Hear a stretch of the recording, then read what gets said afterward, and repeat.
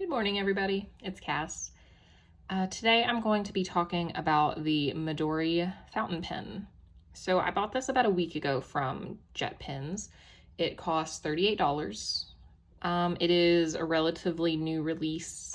I've seen some ads for it online and then a review video which I watched before buying it.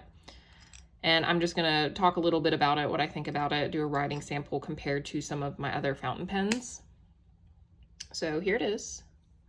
It is a plastic fountain pen with a metal or chrome, chrome colored cap.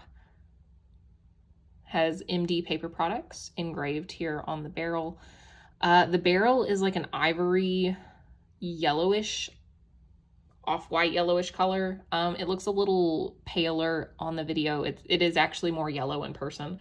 I'm usually not a fan of this ivory color, but for the whole look of the pen, I actually think it works. It does look very retro, and I do like that aesthetic. So I'm okay with the color of the pen. Here's the end of it. It is really light. It feels very cheap, I will say. This pen is definitely not, in my opinion, worth $38. This feels very, very cheap. It does have a sturdy clip, though. The clip's nice. The cap feels okay. It's the body really that feels cheap. It does post. It posts very deeply, so you don't have to, you don't have to worry about the cap coming off or wiggling whenever you're writing. It is very secure to post. So here is the grip section, and I will zoom in a little bit. It is ribbed, so you have some good grip here. My fingers don't slide down or anything. It comes with a medium nib only at the moment. And then here is the nib, MD paper. And the unique thing about this nib is that it has a downturn. So it looks like you dropped it on the floor. And it's kind of weird. And I'll show you when I do the writing sample. I kind of have to adjust how I hold the pen to accommodate, because I just feel weird using it at my normal writing angle because there is such a downturn. So actually, let's compare it. So this is a Pilot Kakano I bought recently.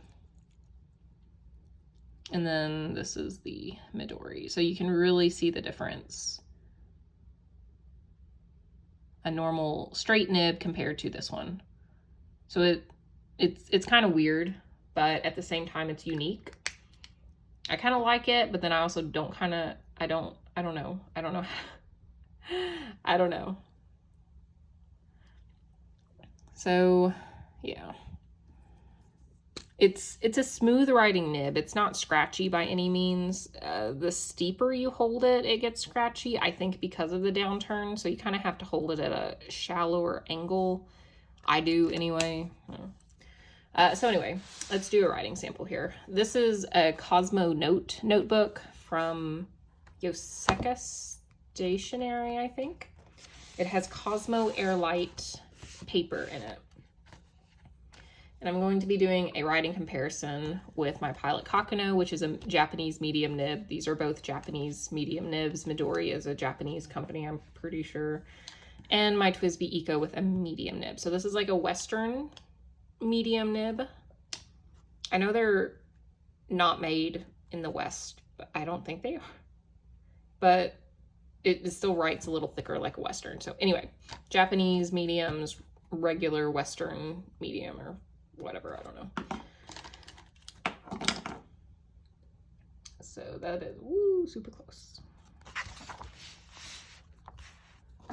So in the Midori fountain pen, I've got Noodler's Texas Black Bat. I've been trying some black inks. Zoom in a little more.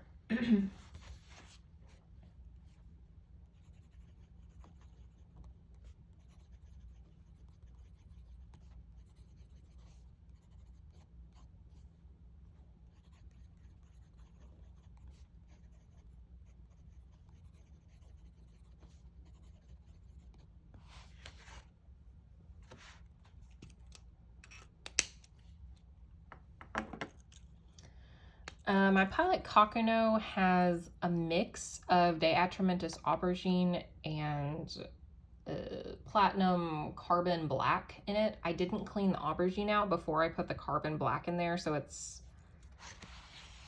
not exactly just carbon black.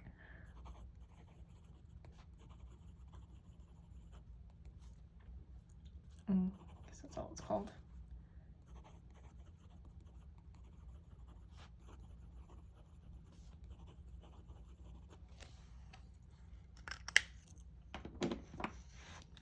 And then this is my TWSBI Eco with, or the lilac with Jacques Arbon Violet Boreal.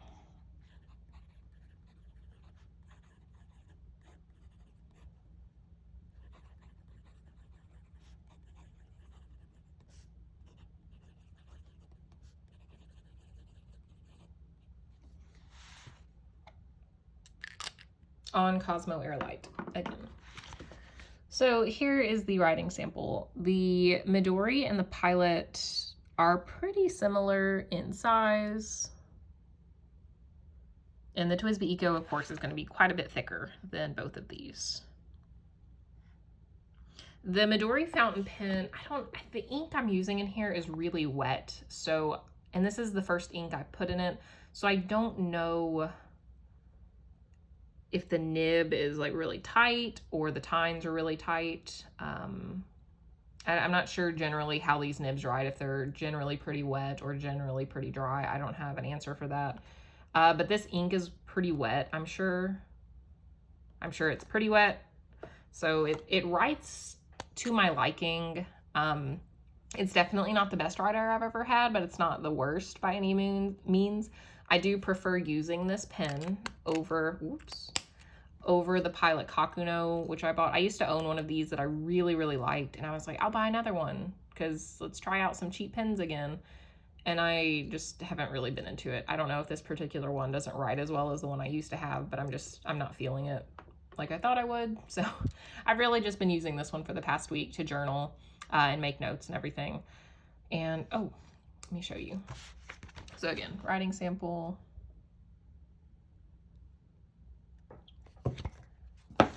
This pen has a clear feed, which you can't really tell because of the ink, but you can kind of tell there. It's a little transparent there. The feed is clear, so whatever ink you put in here, it's gonna be obviously the color of the ink.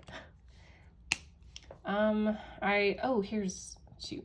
So I don't know if you can see this right here. Let me zoom in a little more. The clip is not flush with the barrel. That is one thing that annoys me. And if you turn, you can kind of see it changes. Like there, it's a little more flush. I don't know, it just doesn't seem super well made. This pen is probably worth more towards like 15 bucks than 38. It's definitely not worth the price. I wouldn't say, go out and buy it because it's an okay pen. The Downturn Nib is certainly unique. It's different than what you normally get because it's meant to look like that. But it's an okay pen. I probably wouldn't buy it again.